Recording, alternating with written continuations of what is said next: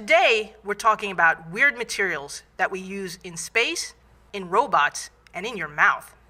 I'm talking about shape memory alloys. Like the name says, these are metals that remember different shapes. To understand how these metals work, we've got to talk about atoms and organizing. Let's talk about atoms first. Atoms are tiny bits of matter that you cannot see with your eye, yet they make up everything in our world, from the chair that you're sitting on to your cell phone. Atoms have some surprising ways of behaving too. We'll talk about that shortly.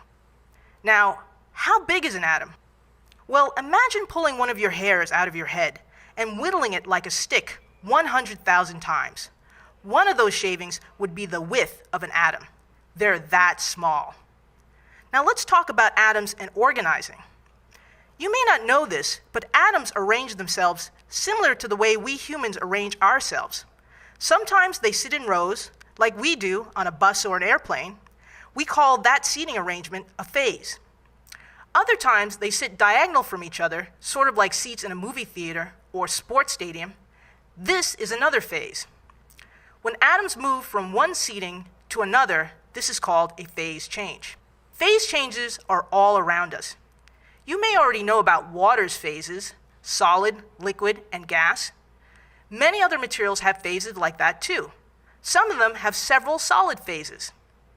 Okay, back to those shape memory alloys we mentioned before. When we say that the metals remember their different shapes, what we're really saying is they remember different seating arrangements of atoms. When the atoms rearrange, the metal moves from one shape to another. Let's look at a phase change in action.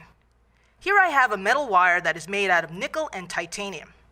This metal wire is a shape memory alloy, and I'm going to make it switch between its different shapes using heat from a lighter. Watch this. I'm going to wrap this wire around my finger and then heat it. Amazing! That wire returns to a straight line when I heat it. Let's try that again.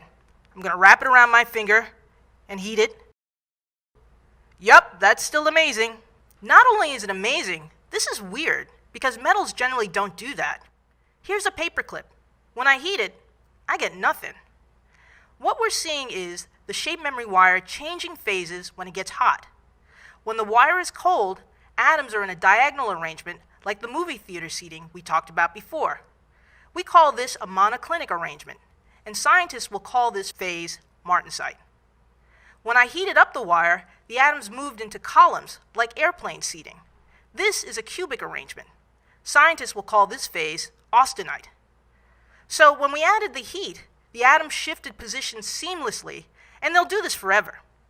They have this coordinated motion, just like members of a tireless marching band. Each makes a small shift, but altogether, those small shifts create a totally different pattern. So that's pretty cool, but where do we use these materials? Well, if you look in the sky tonight, shape memory alloys are at work on Mars. They're used to move panels on the Mars rover so that it can study the environment. Like our metal straightened when it was heated, the metals holding the panels will move when electrically heated. When we stop heating the shape memory metal, the panel will return back due to an opposing spring. Back on Earth, shape memory alloys are used to open up clogged arteries as stents, which are small collapsible springs that force open passages. Shape memory alloys are also used to move robots, toy butterflies, teeth and braces, and for a perfect fit every time, shape memory wires are used as underwires in bras. Now you know Victoria's Secret. By popping a bra into the dryer, it'll be brand new every time.